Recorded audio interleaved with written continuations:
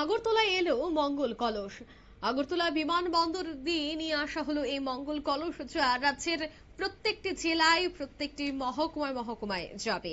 ABP বিমানবন্দরে গ্রহণ করেন তা বিজেপি প্রদেশ সভাপতি অভিষেক দেবরায়। কর্মী সমর্থকদের ব্যাপক উচ্ছ্বাস আজ লক্ষ্য করা গেছে।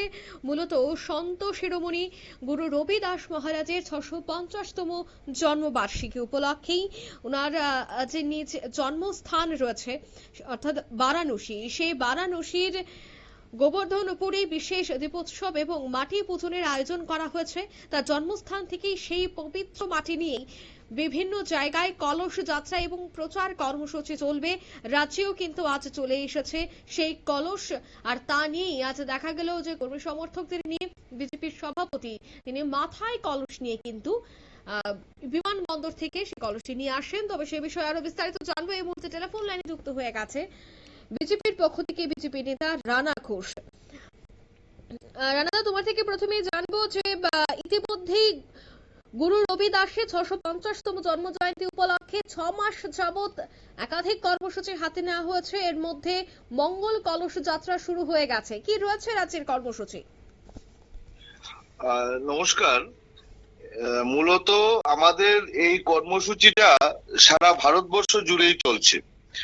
আজকে আমাদের রাজ্যে যেরকম মঙ্গল কলস এসছে, ওনার বেনারসের গোবর্ধনপুর মাটি থেকে সেই কলস আমাদের ভারতবর্ষের প্রতিটা রাজ্যে যাবে এবং আমাদের রাজ্য সভাপতি শ্রদ্ধেয় অভিষেক দেবরায়ের মাথায় নিয়ে আমাদের কর্মী সমর্থকরা এয়ারপোর্ট থেকে যে কলস আজকে নিয়ে এসছে, সেই কলস আগামী দুদিনের মধ্যে আমাদের সাংগঠনিক যে 10টি জেলা আছে, এই সাংগঠনিক 10টি জেলায় যাবে এবং এই জেলা থেকে সেই মাটি জেলাতে প্রথমে একটা আমাদের যে সাংগঠনিক অনুষ্ঠান আছে, সেই অনুষ্ঠান আমাদের নেতৃত্বদের মাধ্যমে কার্যকর্তাদের হাত ধরে সেই অনুষ্ঠানটা সম্পন্ন হবে এবং প্রতিটা জেলা থেকে জেলার অন্তর্গত যে মন্ডলগুলো আছে, সেই মন্ডলগুলোতেও প্রত্যেকটা মন্ডলে মঙ্গল কলস যাবে।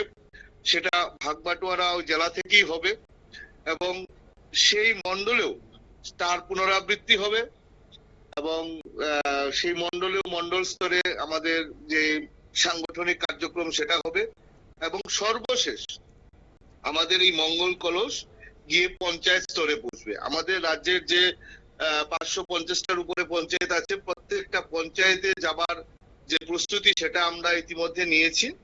তো পঞ্চায়েত স্তরে গিয়ে সেই পঞ্চায়েতের যারাই আছে আমাদের কার্যকর্তা প্রত্যেককে সাথে নিয়ে এবং সারা দেশের সঙ্গে সামঞ্জস্য রেখে আমাদের রাজ্যেও সন্ত শিরোমণি গুরু রবিদাস মহারাজের 650তম জন্ম জয়ন্তী আমরা উদযাপন করব।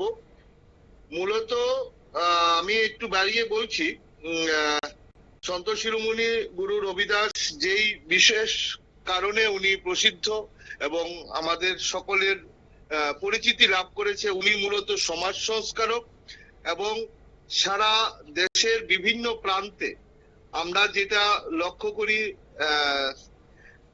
আমাদের যেটা অচ্ছুত বা নিচু যারা আছে তাদেরকে নিয়ে, আমাদের রাজ্যে তো সেটা নেই, কিন্তু ভারতবর্ষে অনেক রাজ্য আছে যেখানে নিচু যারা আছে তাদের অন্য চোখে দেখা হয়। সেটা নিয়ে উনার আন্দোলন ছিল এবং উনার আন্দোলনটা ছিল সম্পূর্ণ ভিন্ন। উনার আন্দোলনটা ছিল গান কীর্তনের মাধ্যমে উনার আন্দোলনটা এবং পরিবর্তন আনা। সেই হিসাবে উনি আন্দোলন শুরু করেন এবং সেটার একটা দৃষ্টান্ত রয়ে গেছে।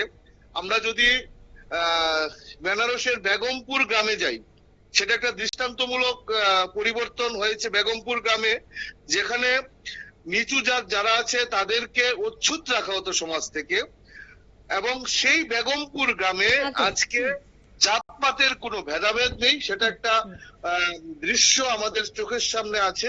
তো সেইটাই নিয়েই মূলত সন্ত শিরোমণি গুরু রবিদাসের কার্যক্রম এবং উনি সারা দেশ জুড়ে আজকে আমাদের প্রত্যেকটা পঞ্চায়েত স্তরে আজকে উনার সেই মাটির মঙ্গল কলস আজকে আমরা পৌঁছানোর ব্যবস্থা করছি। একদমই, অসংখ্য ধন্যবাদ আপনাকে বিস্তারিত তুলে ধরার জন্য।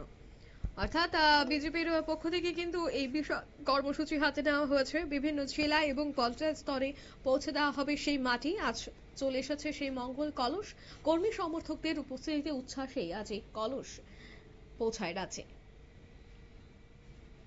নিয়ে নিচ্ছি ছোট্ট একটি বিজ্ঞাপন বিরতির সঙ্গে থাকুন।